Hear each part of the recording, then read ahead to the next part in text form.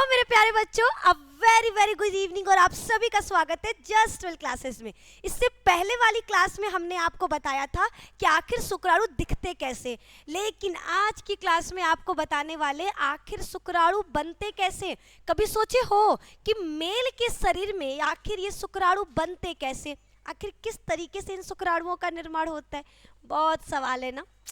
अरे बायो का मतलब ही होता है बच्चा सवालों का भंडार। क्या बताए तुम लोगों को, रोज सोचते कि अब कोई टॉपिक नहीं है, लेकिन फिर 10 टॉपिक आ जाते हैं। अरे मैम ये वाला ये वाला ये वाला टॉपिक ये वाला टॉपिक। तो चलिए इस टॉपिक पर भी एक वीडियो बना ही देते हैं और देख लेते हैं कि आखिर शुक्राणु बनते कैसे। सबसे पहले जरा आप इस फिगर को पहचानो और हमको बताओ, क्या आपने पहले कभी इसको देखा है?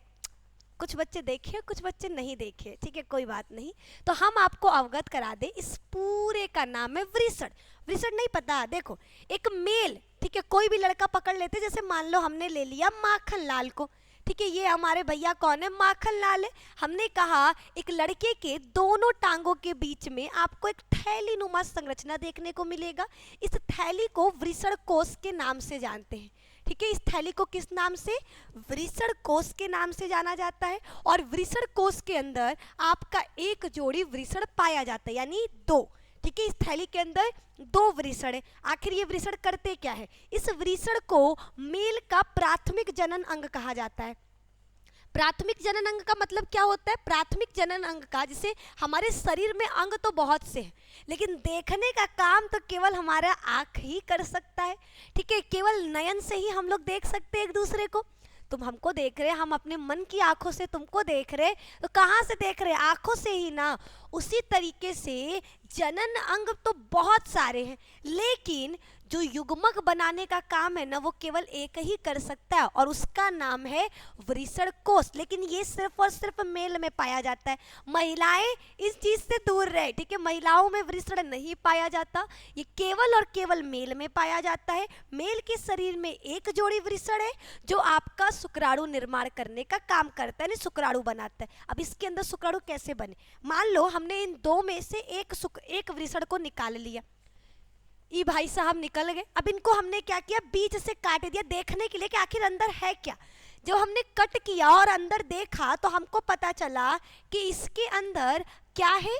कुछ छोटे छोटे पालियां, जैसे कबड्डी खेलते हैं तो कबड्डी में पाली होता है ना, ऐसे ऐसे छू कर जाते हैं, कबड्डी कबड्डी कबड्डी कबड्डी कबड्डी कबड्डी। बस उसी तरीके से याद रखना, एक वृषण के अंदर बहुत सारी पालियां हैं। कितनी पालियां? लगभग आपका 200 से 250। और इन पालियों को वृषण पालिका कहा जाता है, ठीक है। इन पालिकों को क्या कहा जाता है? तो याद रखना, इन पालियों को वृषण पालिका कहा जाता है। इसके बाद याद रखिएगा, जो वृषण पालिका है उसके अंदर पाई जाती है शुक्रजनक नलिका, ठीक है। वृषण पालिका के अंदर क्या है? वृषण पालिका के अंदर शुक्रजनक नलिका पाई जाती है, ठीक है। ये शुक्रजनक नलिका का रोल बहुत इंपॉर्टेंट है। अब शुक्रजनक नलिका देखो, वृषण पालिका 200 से 250 और हर पाली के अंदर 2 से 3 नलिकाएं हैं। इन नलिकाओं को शुक्रजनक नलिका कहा जाता है। ये जो शुक्रजनक नलिकाएं हैं ये 2 कोशिकाओं से मिलकर बनी होती है। कितनी? शुक्रजनक नलिकाएं 2 कोशिकाओं से मिलकर बनी है। एक होता है सटोली कोशिका और एक होता है आपका शुक्रजनक कोशिका, ठीक है। एक है सटोली कोशिका, दूसरा कौन सा है?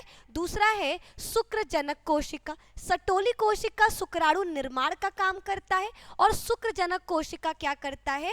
ठीक है, याद रखिएगा, शुक्रजनक कोशिका शुक्राणु का निर्माण करता है और सटोली कोशिका उन बने हुए शुक्राणुओं को पोषण देता है। यानी कुल मिलाकर हमको क्या पता चला कि एक मेल के शरीर में दोनों टांगों के बीच में एक थैली नुमा संरचना है जिसे वृषण कोश कहते हैं। उस वृषण कोश के अंदर 2 यानी संख्या में 1 जोड़ी वृषण पाए जाते हैं। ये वृषण क्या करता है? ये वृषण आपका मेल का प्राथमिक जनन अंग है जो युग्मक का निर्माण करेगा। इस वृषण के अंदर पाए जाते हैं लगभग 200 से 250 पालियां। इन पालियों को वृषण पालियां कहा जाता है। हर पाली के अंदर 2 से 3 नलिकाएं हैं जिसे शुक्रजनक नलिका कहते हैं। ये नलिकाएं 2 कोशिकाओं से मिलकर बना है, सटोली कोशिका और शुक्रजनक कोशिका। सटोली कोशिका क्या करेगा? आपके बने हुए शुक्राणुओं को पोषण देता है और शुक्रजनक कोशिका शुक्राणु का निर्माण करता है। अब शुक्रजनक कोशिका क्या करता है? शुक्राणु का निर्माण करता है। मेल में शुक्राणु कब बनना प्रारंभ होता है?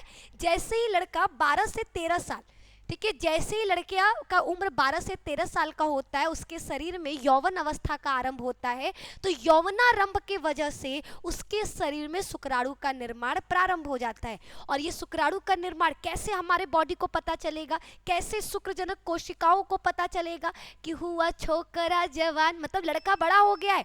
आखिर कुछ तो ऐसा होगा जो बता रहा होगा कि हाँ, लड़का 12 से 13 साल का हो चुका है, अब इसके शरीर में शुक्राणु निर्माण की क्रिया हमें प्रारंभ करना होगा।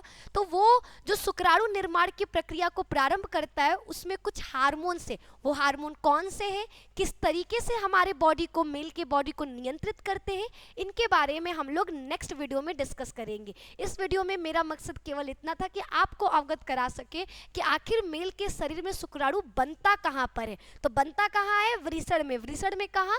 शुक्रजनक नलिका के अंदर जो शुक्रजनक कोशिकाएं होती हैं वो बनाती हैं। अब ये कोशिकाएं आपका किस तरह से शुक्राणु बनाती हैं, इस पर भी चर्चा होगा, लेकिन थोड़ा सा इंतजार करो, ठीक है।